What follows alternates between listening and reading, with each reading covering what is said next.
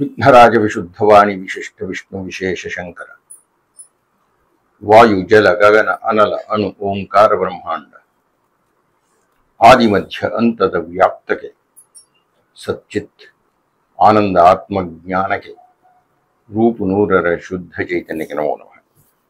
ಪೂಜ್ಯ ಗುರುಗಳಿಗೆ ನನ್ನ ನಮಸ್ಕಾರಗಳು. ನನ್ನ ಹೆಸರು ಪುಷ್ಪ ಅಂತ. ನಾನು ಬೆಂಗಳೂರಿನ ನಿವಾಸಿಯಾಗಿದ್ದೇನೆ. ಗುರುಗಳೇ, ಕಳೆದ ಬಾರಿ ನಿಮ್ಮ ಬಳಿ ಮಾತನಾಡುವಾಗ ಮೋಕ್ಷಕ್ಕೆ ಏನು ಮಾಡಬೇಕು ಅಂತ ಕೇಳಿದ್ರೆ ನೀವು ತಪಸ್ಸನ್ನು ಮಾಡಬೇಕು ಅಂತ ಅಷ್ಟೇ ಹೇಳಿದ್ರಿ. ತಪಸ್ಸನ್ನು ಹೇಗೆ ಮಾಡಬೇಕು, ಅದರ ರೀತಿ ನಿಯಮಗಳೇನು, ನಾವು ಜೀವನದಲ್ಲಿ ಏನೆಲ್ಲ ಅಳವಡಿಸ್ಕೊಳ್ಳಬೇಕು, ಏನೆಲ್ಲ ನಾವು ದೂರ ಮಾಡ್ಕೋಬೇಕು ಅಂತ ದಯವಿಟ್ಟು ತಿಳಿಸಿ. ಅದ್ರ ಜೊತೆಗೆ ಮೋಕ್ಷಕ್ಕೆ ಮುಕ್ತಿಗೆ ಇರುವ ವ್ಯತ್ಯಾಸವನ್ನು ತಿಳಿಸ್ಬೇಕಾಗಿ ನಿಮ್ಮಲ್ಲಿ ಪ್ರಾರ್ಥನೆ. ಶ್ರೀಮತಿ ಪುಷ್ಪವಲ್ಲಿಯವರಿಗೆ ನಮಸ್ಕಾರ. ಹಿಂದಿನ ಸಂಚಿಕೆಯಲ್ಲಿ ಅತ್ಯಂತ ಸ್ಥೂಲವಾಗಿ ಅತ್ಯಂತ ಸರಳವಾಗಿ ಮೋಕ್ಷಕ್ಕಾಗಿ ನಾವು ಏನು ಪ್ರಯತ್ನ ಪಡಬಹುದು ಅನ್ನುವುದನ್ನ ಸುಮಾರಾಗಿ ಹೇಳಿದ್ದೆ. ಆಗಲೇ ಹೇಳಿದ್ದೆ, ಶ್ರೀ ಶ್ರೀ ಶಂಕರಭಗವತ್ಪಾದಾಚಾರ್ಯರು ಮೋಕ್ಷಗಾಮಿಗಳಾಗಿರುವವರು ಏನನ್ನು ಸಾಧಿಸಿದರೆ ಅವರಿಗೆ ಮೋಕ್ಷ ದಕ್ಕತ್ತೆ ಅಂತ ವಿವೇಕ ಚೂಡಾಮಣಿಯಲ್ಲಿ ಹೇಳಿದ್ದಾರೆ ಅನ್ನುವುದನ್ನು. ಎಲ್ಲದಕ್ಕಿಂತ ಪ್ರಧಾನವಾಗಿ ಮುಮುಕ್ಷತ್ವಂ ಅನ್ನುವುದು ಬಹಳ ಪ್ರಧಾನವಾದ. ಅಂದರೆ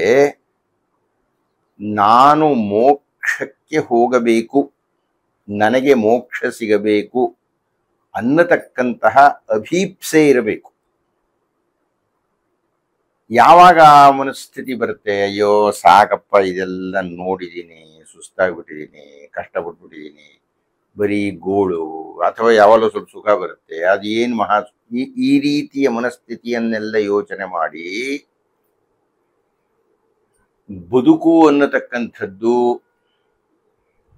ಹೆಚ್ಚು ಭಾಗ ದುಃಖಪೂರಿತವಾದದ್ದು, ಜೀವನ ಅನ್ನತಕ್ಕಂಥದ್ದು ಕೇವಲ ಸಮಸ್ಯೆಗಳ ಗೊಂಡಾರಣ್ಯ. ಶಾಸ್ತ್ರಗಳು ಹೇಳಿವೆ, ಪುರಾಣಗಳು ಹೇಳುತ್ತೆ, ಅನುಭವಿಗಳು ಹೇಳ್ತಾರೆ, ಋಷಿಮುನಿಗಳು ಹೇಳಿದ್ದಾರೆ. ಎಷ್ಟು ಸಾವಿರ ಜನ್ಮಗಳಾಗಿಬಿಟ್ಟಿದೆಯೋ ಗೊತ್ತಿಲ್ಲ. ಈ ಎಲ್ಲ ಜನ್ಮಗಳಲ್ಲಿಯೂ ನಾನು ಏನೇನು ಕಷ್ಟಪಟ್ಟಿದ್ದೀನೋ ಗೊತ್ತಿಲ್ಲ. ಈಗಿನ ಜನ್ಮದ ಕಷ್ಟಗಳನ್ನು ನೋಡಿದರೆ ಹಿಂದೂ ಅದೇ ಇರಬೇಕು, ಮುಂದೂ ಅದೇ ಇರುತ್ತೆ ಅಂತ ಊಹಿಸಬೇಕು. ಈ ರೀತಿಯ ಕಷ್ಟಗಳ ಬವಣೆಯನ್ನು ಅನುಭವಿಸೋದು ಬೇಡ ಅಂತ ಅನ್ಸಿದ್ರೆ, ಸಾಕು ಅಂತ ಅನ್ಸಿದ್ರೆ ಮತ್ತೆ ಹುಟ್ಟೋದು ಬೇಕಿಲ್ಲ ಕಣಪ್ಪ. ಹುಟ್ಟೋದು ಸಾಯೋದು ಬೇಕಿಲ್ಲ, ಮುಕ್ತನಾಗ್ಬಿಡಬೇಕು ಅಂತ ನಿಮಗೆ ಅನ್ನಿಸಬೇಕು. ಮೊಟ್ಟ ಮೊದಲನೇದಾಗಿ ಮುಮುಕ್ಷತ್ವಂ, ನಾನು ಮೋಕ್ಷಕ್ಕೆ ಹೋಗಬೇಕು ಅನ್ನುವ ದೃಢ ಸಂಕಲ್ಪ ಮೊದಲಿರಬೇಕು. ಹಾಗೆ ಇದ್ದಾಗ, ಆ ಗುರಿ ಇದ್ದರೆ ಅವರು ಒಂದು 3 ಉಪಾಯಗಳನ್ನು ಹೇಳಿದ್ದಾರೆ, ಅಥವಾ 3 ಸೋಪಾನಗಳನ್ನು ಹೇಳಿದ್ದಾರೆ, ಅಥವಾ 3 ಸಿದ್ಧತೆಗಳನ್ನು ಹೇಳಿದ್ದಾರೆ. ಅದರಲ್ಲಿ ಮೊಟ್ಟ ಮೊದಲನೆಯದು ಆದೌ ನಿತ್ಯಾನಿತ್ಯ ವಸ್ತು ವಿವೇಕ ಪರಿಗಣ್ಯತೆ. ನಾವು ಪರಿಗಣಿಸಬೇಕಾದ್ದು, ನಾವು ಅರ್ಥ ಮಾಡಿಕೊಳ್ಳಬೇಕಾದ್ದು, ನಾವು ಸಿದ್ಧವಾಗಬೇಕಾದ್ದು, ನಾವು ತಿಳಿದುಕೊಳ್ಳಲೇಬೇಕಾದ್ದು ಪ್ರಪ್ರಥಮವಾಗಿ ಏನಪ್ಪಾ ಅಂದ್ರೆ ಯಾವುದು ನಿತ್ಯ ಯಾವುದು ಅನಿತ್ಯ ಅನ್ನತಕ್ಕಂಥದ್ದನ್ನ ಅರ್ಥ ಮಾಡ್ಕೋಬೇಕು. ಹಾಗಂದ್ರೆ ಅರ್ಥ ಏನು? ಯಾವುದು ಶಾಶ್ವತವಾಗಿರುತ್ತದೆ, ಯಾವುದು ಅಶಾಶ್ವತವಾಗಿರುತ್ತೆ, ಯಾವುದು ಎಲ್ಲ ಕಾಲದಲ್ಲಿಯೂ ಇರುತ್ತೆ, ಯಾವುದು ತಾತ್ಕಾಲಿಕವಾಗಿರುತ್ತೆ ಅನ್ನುವ ಭೇದವನ್ನು ನಾವು ಮೊದಲು ಅರ್ಥ ಮಾಡಿಕೊಳ್ಳಬೇಕು. ಯಾಕೆ ಅರ್ಥ ಮಾಡಿಕೊಳ್ಳಬೇಕು? ಯಾವಾಗ ನಮಗೆ ಯಾವುದು ಶಾಶ್ವತವಾಗಿರುತ್ತೆ ಅಂತ ಅರ್ಥವಾಗುತ್ತದೋ ಆಗ ಆ ಶಾಶ್ವತ ಸ್ಥಿತಿಯನ್ನು ಗಳಿಸಲಿಕ್ಕೆ ನಾವು ಪ್ರಯತ್ನ ಪಡಬಹುದು. ಮತ್ತು ಯಾವುದು ಯಾವಾಗಲೂ ಇರೋದಿಲ್ರಿ ಅಂತ ನಮ್ಮ ಮನಸ್ಸಿಗೆ ದೃಢವಾಗಿ ಗೊತ್ತಾಗಿ ಬಿಟ್ರೆ ಅದನ್ನು ನಾವು ಬಿಟ್ಬಿಡಬಹುದು. ಆದ್ದರಿಂದ ನಾವು ಮೊದಲು ಯಾವುದು ಸತ್ಯ, ಯಾವುದು ಅಸತ್ಯ, ಯಾವುದು ಎಲ್ಲ ಕಾಲದಲ್ಲೂ ಇರುತ್ತೆ, ಯಾವುದು ಕೊಂಚ ಕಾಲದಲ್ಲಿ ಮಾತ್ರ ಇರುತ್ತೆ ಅನ್ನತಕ್ಕಂಥ ವ್ಯತ್ಯಾಸವನ್ನು ತಿಳಿದುಕೊಳ್ಳಬೇಕು. ಉದಾಹರಣೆಗೆ ನಾವು ಸುತ್ತಮುತ್ತಲು ಎಲ್ಲ ನೋಡ್ತೀವಿ, ಪ್ರಕೃತಿಯನ್ನ, ಮರಗಿಡ ಬಳ್ಳಿಗಳು ನೋಡ್ತೀವಿ, ಹುಟ್ಟುತ್ತೆ, ಒಂದಷ್ಟು ಕಾಲ ಆದ್ಮೇಲೆ ಬೆಳೆಯುತ್ತೆ, ಹೂ ಬಿಡುತ್ತೆ, ಹಣ್ಣಾಗುತ್ತೆ, ಒಣಗೋಗುತ್ತೆ. ಅಥವಾ ನದಿಗಳನ್ನು ನೋಡ್ತೀವಿ, ಮಳೆಗಾಲದಲ್ಲಿ ಹರಿಯುತ್ತೆ, ಬೇಸಿಗೆ ಕಾಲದಲ್ಲಿ ಬತ್ತು ಹೋಗುತ್ತೆ. ಯಾವುದೋ ಜೀವ ನದಿಗಳನ್ನು ಬಿಡೋಣ. ಹಕ್ಕಿ ಪಕ್ಷಿಗಳನ್ನ, ಪ್ರಾಣಿಗಳನ್ನ ನೋಡಿದ್ರೆ ಒಂದಷ್ಟು ಕಾಲ ಹುಟ್ಟುತ್ತೆ, ಬೆಳೆಯುತ್ತೆ, ಸಾಯುತ್ತೆ. ನಮ್ಮ ಮನೆಯನ್ನು ನೋಡ್ತೀವಿ, ನಾವು ನಮ್ಮ ಊರುಗಳನ್ನು ನೋಡ್ತೀವಿ, ನಮ್ಮ ಕೋಟೆ ಕೊತ್ತಲಗಳನ್ನು ನೋಡ್ತೀವಿ, ಎಲ್ಲ ಇರುತ್ತೆ. ಎಷ್ಟೋ ವರ್ಷಗಳ ಹಿಂದೆ ಆದ್ಮೇಲೆ ಅಲ್ಲಿ ಪುರಾತನ ಕಾಲದಲ್ಲಿ ಅವ್ರು ಪಾಳ್ಯಗಾರ ಇದ್ರಂತಪ್ಪ, ಈ ಕೋಟೆನವ್ರು ಕಟ್ಟಿದ್ರಂತ. ಈಗ ಯಾರೂ ಇಲ್ಲ. ಅವರು ಶ್ರೀರಾಮಚಂದ್ರ, ಶ್ರೀಕೃಷ್ಣ ಇಲ್ರಿ, ಇವತ್ತು ಇದ್ದರಂತೆ. ಆ ಮಹಾಕಾವ್ಯಗಳನ್ನು ಬರೆದಂತಹ ವಾಲ್ಮೀಕಿ ವ್ಯಾಸ ಅವರು ಇಲ್ಲಪ್ಪ. ಅಂದರೆ ನಾವಿದನ್ನೆಲ್ಲ ನೋಡ್ತಾ ಹೋದಾಗ ಯಾವುದು ಶಾಶ್ವತವಾಗಿ ಇದೆ ಅನ್ನೋ ಮಾತೇ ಇಲ್ವಲ್ರಿ. ಇನ್ನೂ ಹತ್ರಕ್ಕೆ ಬಂದು ನಮ್ಮನ್ನು ನಾವು ನೋಡ್ಕೊಂಡ್ರೆ, ಈ ದೇಹ ಎಳೆಯದು, ಮಗು, ಯೌವನ, ಮುದಿತನ, ಸತ್ತೋಗೋದು. ಹೀಗಾಗಿ ಶಾಶ್ವತವಾದ ಕಾಣಿಸ್ತಾನೆ ಇಲ್ಲ. ಅಂದರೆ ನಾವು ನೋಡ್ತಾ ಇರತಕ್ಕಂಥ ಪ್ರತಿಯೊಂದು ಅಶಾಶ್ವತವೇ. ನಾವು ನೋಡ್ತಾ ಇರತಕ್ಕಂಥ ಯಾವುದೇ ವಸ್ತುವಾಗಲಿ, ಪ್ರಾಣಿಯಾಗಲಿ, ಭೂಭಾಗವಾಗಲಿ, ಹಕ್ಕಿ ಪಕ್ಷಿಗಳಾಗಲಿ, ಮರಗಿಡ ಬಳ್ಳಿಗಳಾಗಲಿ, ಇವು ಎಲ್ಲವೂ ಅಶಾಶ್ವತ. ಇದನ್ನು ಸೇರಿಸ್ಕೊಂಡು ಹಾಗಾದರೆ ಶಾಶ್ವತವಾದ ಯಾವುದು? ಬಹಳ ಮಾಡಿ ಅದಕ್ಕೆ ಯೋಚಿಸಿ ಸಿಗತಕ್ಕಂಥ ಉತ್ತರ ಎರಡು. ಒಂದು, ಇಡೀ ಬ್ರಹ್ಮಾಂಡವನ್ನೇ ಯಾವುದೋ ಒಂದು ಶಕ್ತಿ ನಿಯಂತ್ರಣ ಮಾಡ್ತಾ ಇದೆಯಲ್ಲ, ಮಾಡ್ತಾ ಇರಬೇಕು ಅಂತ ಅನ್ಸುತ್ತೆ ನಿಮಗೆ. ಯಾರೇ ಯೋಚನೆ ಮಾಡಿದ್ರು ಹಾಗೆ ಅನ್ಸುತ್ತೆ. ಸೂರ್ಯ ಅಲ್ಲೇ ಇದ್ದಾನೆ, ಭೂಮಿ ಇಲ್ಲೇ ಇದೆ, ಬೆಳಗಾಗುತ್ತೆ, ಮಧ್ಯಾಹ್ನ ಆಗುತ್ತೆ, ಸಂಜೆ ಆಗುತ್ತೆ, ಇದನ್ನೆಲ್ಲ ನಿಯಂತ್ರಣ ಮಾಡ್ತಾ ಇದ್ದರೆ ಈ ರೀತಿಯಾಗಿರ್ತಕ್ಕಂಥದ್ದು. ತನ್ನಿಂದ ತಾನೇ ಆಗ್ತಾ ಇಲ್ಲ.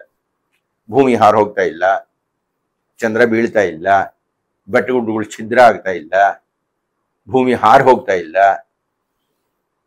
ಯಾವುದೋ ಒಂದು ನಿಯಂತ್ರಣಕ್ಕೆ ಸಿಕ್ಕಂತೆ ನಾವು ಬದುಕ್ತಾ ಇದ್ದೀವಿ. ಅಂದರೆ ಈ ಇಡೀ ವಿಶ್ವವನ್ನೇ ನಿಯಂತ್ರಣ ಮಾಡ್ತಾ ಇರತಕ್ಕಂಥ ಯಾವುದೋ ಒಂದು ಶಕ್ತಿ ಇರಬೇಕು. ಹಾಗೆ ನಮ್ಮನ್ನು ನಾವು ನೋಡ್ಕೊಂಡ್ರೆ, ನಮಗೆ ಬುದ್ಧಿ ಬಂದಾಗ ಏನೊಂದು 5 ವರ್ಷ 6 ವರ್ಷದ ಹುಡುಗರಾಗಿದ್ದಾನಿಂದು ಅಂತ ಅಂದ್ಕೊಳ್ಳೋಣ, ನೆನಪಿನ ಶಕ್ತಿ ಹೋದ್ರೆ. ಆಗ್ಲಿಂದಲೂ ಆ ಬುದ್ಧಿ ಎನ್ನುವುದು, ಆ ನೆನಪು ಅನ್ನುವುದು ಅದು ಹಾಗೇ ಇದೆ ರೀ. ನೋಡ್ತಾನೇ ಇದೀವಿ ನಾವು. ದೇಹ ಬದಲಾವಣೆ ಆಗ್ತಾ ಇದೆ, ಆದ್ರೆ ಬದಲಾವಣೆ ಆಗ್ತಾ ಇರತಕ್ಕಂಥ ದೇಹ, ಬದಲಾವಣೆ ಆಗ್ತಾ ಇರತಕ್ಕಂಥ ಪರಿಸರ, ಬದಲಾವಣೆ ಆಗ್ತಾ ಇರತಕ್ಕಂಥ ಅಧ್ಯಯನ, ಇದೆಲ್ಲವನ್ನು ಯಾವುದೋ ಒಂದು ನೋಡ್ತಾನೆ ಇದೆ. ನಮ್ಮ ಮನಸ್ಸು ನೋಡ್ತಾನೆ ಇದೆ. ಆ ಮನಸ್ಸು ಅನ್ನೋದು ಬುದ್ಧಿಯಿಂದ ನಿಯಂತ್ರಿಸಲ್ಪಡುತ್ತೆ, ಆ ಬುದ್ಧಿ ಅನ್ನೋದು ಆತ್ಮದಿಂದ ನಿಯಂತ್ರಣ ಆಗುತ್ತೆ, ಇತ್ಯಾದಿ ಇತ್ಯಾದಿ ವಿವರಣೆಗಳಿದೆ. ಅಂತೂ ನಾವು ಸಾಯುತ್ತೇವೆ ಅಂದ್ರೆ ಅರ್ಥ ಏನು? ಈ ದೇಹ ಅನ್ನೋದು ಬಿದ್ದೋಗುತ್ತೆ. ದೇಹ ಯಾವಾಗ ಬಿದ್ದೋಗುತ್ತೆ? ಈ ದೇಹವನ್ನು ಹಿಡಿದುಕೊಂಡಿರತಕ್ಕಂಥ ಪ್ರಾಣ, ಈ ನನ್ನ ದೇಹವನ್ನು ನೆಟ್ಟಿಗೆ ನಿಲ್ಲಿಸಿರತಕ್ಕಂತಹ ಯಾವುದೋ ಒಂದು ಶಕ್ತಿ, ಅದು ನಮ್ಮ ದೇಹದಿಂದ ಹೊರಕ್ಕೆ ಹೋಗುತ್ತೆ. ಯಾವಾಗ ಹೊರಕ್ಕೆ ಹೋಗುತ್ತೋ ಅವಾಗ ಈ ದೇಹ ಬಿದ್ದು ಹೋಗುತ್ತೆ. ಹಾಗೆ ಹೊರಗೆ ಹೋಗುತ್ತಲ್ಲ, ಎಲ್ಲಿ ಹೋಗುತ್ತೆ ನಮ್ಗೆ ಗೊತ್ತಿಲ್ಲ ಸರಿಯಾಗಿ. ಈ ದೇಹದ ಒಳಕ್ಕೆ ತಾಯಿಯ ಗರ್ಭದಲ್ಲಿ ಬಂದು ಸೇರುತ್ತಲ್ಲ, ಸೇರ್ಲೇಬೇಕು. ಎಲ್ಲಿಂದಲೋ ಬರುತ್ತೆ, ಎಲ್ಲಿಂದ ಬರುತ್ತೆ ಗೊತ್ತಿಲ್ಲ, ಎಲ್ಲಿಗೆ ಹೋಗುತ್ತೆ ಅಂತ ಗೊತ್ತಿಲ್ಲ. ಆದ್ರೆ ಈಗ ನಮ್ಮಲ್ಲಿ ಅದಿದೆ. ಬಂದು ಸೇರುವ, ಸೇರಿದ ಮೇಲೆ ಒಂದಷ್ಟು ಕಾಲ ಇರುವ, ಇದ್ದು ಕೊಂಚ ಕಾಲ ನಂತರ ಹೊರಕ್ಕೆ ಹೋಗುವ. ಅದೊಂದು ಈ ದೇಹ ಬಿದ್ದರೂ ಬೀಳದೇ ಇರತಕ್ಕಂಥದ್ದೊಂದಿದೆ. ಅಂದ್ರೆ ನಮಗೆ ದೇಹಕ್ಕೆ ಸಾವು ಬಂದರೂ ಸಾಯದೇ ಇರತಕ್ಕಂಥದ್ದು ಒಂದು ದೇಹದ ಒಳಗಡೆ ಇದೆ. ಅದು ಶಾಶ್ವತ ಇರಬಹುದು. ಹೇಗೆ ಇಡೀ ವಿಶ್ವವನ್ನೇ ನಿಯಂತ್ರಣ ಮಾಡತಕ್ಕಂಥ ಒಂದು ಶಕ್ತಿ ಶಾಶ್ವತವೋ, ಹಾಗೆ ಈ ದೇಹದ ಒಳಗೆ ಇರತಕ್ಕಂಥ ಆತ್ಮವೂ ಶಾಶ್ವತವೇ ಅಂತ ಅನ್ನಿಸುತ್ತೆ. ಇನ್ನೂ ಮುಂದುವರೆದ ಚಿಂತನೆಗಳು ಏನ್ ಹೇಳುತ್ತೆ, ಈ ದೇಹದೊಳಗಿರತಕ್ಕಂಥ ಆತ್ಮವೇ ದೊಡ್ಡದಾಗಿರತಕ್ಕಂಥ ಇಡೀ ವಿಶ್ವವನ್ನೇ ವ್ಯಾಪಿಸಿರ್ತಕ್ಕಂಥ ಪರಮಾತ್ಮನಲ್ಲಿ ಹೋಗಿ ಸೇರಿಬಿಡುತ್ತದೆ. ಯಾವಾಗ ಪರಮಾತ್ಮನಲ್ಲಿ ಸೇರುತ್ತೋ ಅದು ಪರಮಾತ್ಮನ ಅಂಶವೇ ಆಗಿಬಿಡೋದ್ರಿಂದ ಅದು ಶಾಶ್ವತವೇ. ಹೀಗಾಗಿ ಅಶಾಶ್ವತವಾಗಿರತಕ್ಕಂಥ ಸರ್ವದರ ಮಧ್ಯದಲ್ಲಿ ಶಾಶ್ವತವಾಗಿರತಕ್ಕಂಥದ್ದು ಒಂದೇನಪ್ಪ, ಅದು ನನ್ನ ಒಳಗೆ ಇರತಕ್ಕಂಥ ಆತ್ಮ, ಸುತ್ತಲೂ ಇರತಕ್ಕಂಥ ಪರಮಾತ್ಮ. ಈ ಒಳಗೆ ಇರತಕ್ಕಂಥ ಆತ್ಮದ ಬಗ್ಗೆ ಹಲವಾರು ಚಿಂತನೆಗಳಿದೆ, ಬೇರೆ ಬೇರೆ ಸಿದ್ಧಾಂತಗಳು. ಆದರೆ ಎಲ್ಲ ಸಿದ್ಧಾಂತಗಳು ಪರಮಾತ್ಮವನ್ನು ಒಪ್ಪಿಕೊಂಡ್ಬಿಟ್ಟಿದೆ. ಆದ್ದರಿಂದ ಪರಮಾತ್ಮ ಅನ್ನತಕ್ಕಂಥದ್ದು ಶಾಶ್ವತ.